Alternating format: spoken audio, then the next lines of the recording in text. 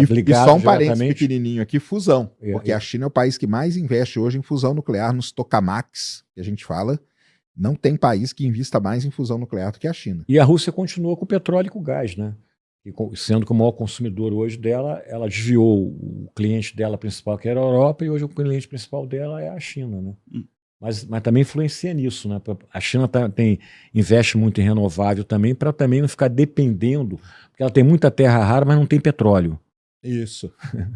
Entendeu? Então ela tenta sair, a estratégia dela para sair, não ficar tão dependente do petróleo como ela normalmente ficaria, né? Se ela não optasse por essa... Só um dado sobre energia aqui na China é o seguinte: a China descobriu a maior mina de tório do mundo.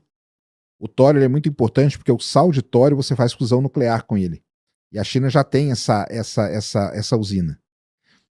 O tório, a mina de tório que a China descobriu alimenta de energia a China pelos próximos 60 mil anos. Ou seja, a China ela pode se isolar do planeta, ela não depende de ninguém, entendeu? Porque ela já tem uma usina de sal de tório funcionando e ela tem a maior mina de tório do planeta lá.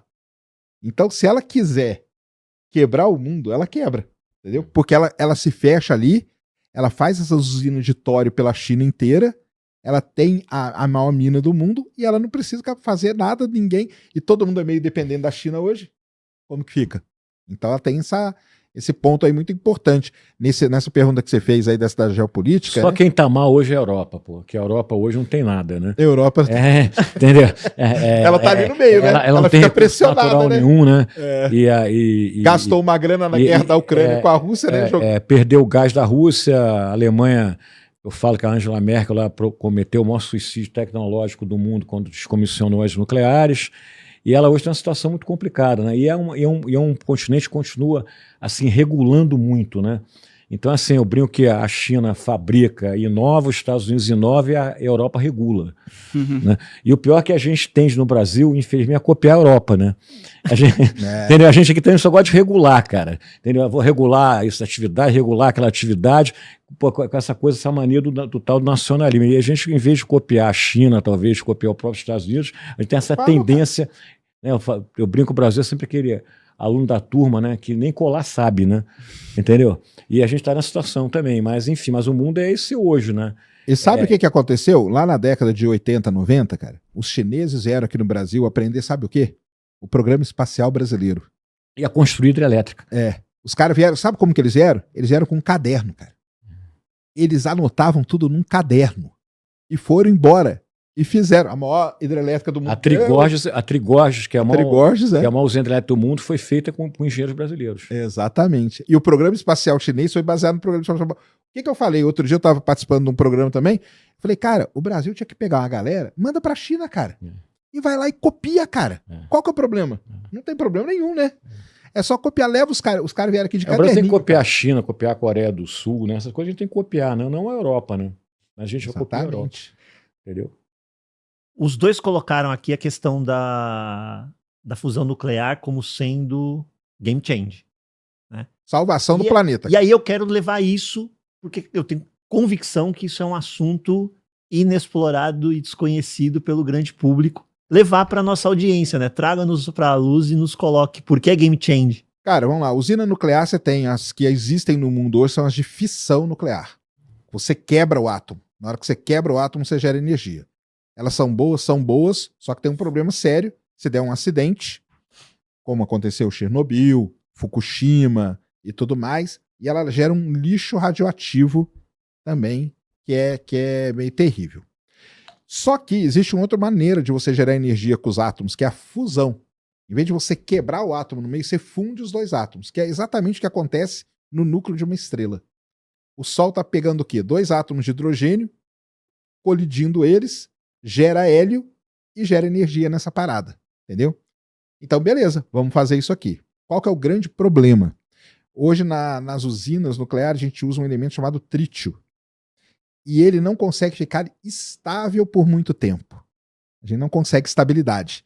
Porque para você produzir a energia por fusão, você tem que gerar um plasma. Plasma, para quem não sabe, é o quarto estado da matéria, né? A gente conhece o líquido, o gasoso e o sólido. Mas existe o plasma. O plasma é um gás superaquecido. É esse plasma que acaba gerando a energia no caso da fusão nuclear. A gente não consegue estabilizar isso aí. Só que existe um elemento que consegue fazer isso. Ele se chama hélio 3. E aonde que ele está? Na Lua. Por isso que toda essa história, isso aqui é muito legal, cara. Por isso que tudo isso aqui leva a gente para a Lua. Não é à toa que hoje tem a maior briga que acontece hoje no mundo, é a briga entre China e Estados Unidos para ver quem vai chegar primeiro na Lua, de volta. Porque o hélio 3 está lá. Quando a China pousou no lado oculto da Lua em 2019, o presidente da China na televisão, eu estava assistindo ao vivo, ele falou assim, estamos chegando porque nós vamos pegar o combustível infinito. O combustível infinito. Sabe qual que é o valor? Vocês que gostam de investimento, olha só. 1 quilo de hélio 3 custa 20 milhões de dólares. 1 quilo de hélio 3 é 20 milhões de dólares. Hoje só existe uma empresa, ela chama-se Interlune, é uma empresa formada pelo ex-presidente da Blue Origin e pelo único cientista que pisou na Lua, que é o Harrison Schmitt. Ela já levantou aí, acho que na casa de 30 milhões de dólares de investimento para fazer um robozinho. Ela vai mandar esse ano para lá, para começar a produzir hélio 3 na Lua. Então, assim, a fusão é a salvação, cara. Por que é a salvação? Porque ela não tem lixo, Não é polui. zero. Não polui, é zero poluente, é uma eficiência gigantesca, entendeu? E acabou. Ah, deu algum problema? É só puxar da tomada. É igual o filme, eu falo pro pessoal, para o pessoal entender, é igual o filme do Homem-Aranha do Octopus lá. Lembra do Senhor Octopus? Aquilo lá é um reator de fusão. Cara, o Homem-Aranha não puxa da tomada para desligar? É só isso que tem que fazer. E o mundo, né, ele abandonou um pouco a questão nuclear por causa dos acidentes que houve, né? Sim. E se criou uma narrativa, né, Exatamente, palavra da moda aí, de que você resolveu o problema da energia no mundo com energia renovável, né, que era o vento, o sol, etc. Né? Que todas são, só pra gente falar, cara, todas são sujas pra caramba. Cara, você pega uma usina hidrelétrica, o tanto de área que você tem que inundar, a fauna que você muda, a flora que você muda daquele lugar e tudo. A usina eólica, também. A usina eólica, ela tem um problema que pouca gente sabe desse problema. Ela tem mudado a rota de migração de aves no mundo. E isso já tem mudado florestas. Porque a ave é muito importante, né, na parte de polinização, essa coisa toda. E o que acontece? Fica aquele negócio girando. As aves passam ali, morre tudo. A ave também não é burra também não. Elas mudaram. Eu tive na Islândia, e estava conversando com um cara lá na Islândia, e o cara falou assim, cara, lá eles têm muita térmica por conta dos vulcões. Ele falou... Geotermia, né? Geotermia. A gente tinha muita eólica aqui. Aí eu perguntei para ele, por que não tem? Porque nós mudamos a natureza.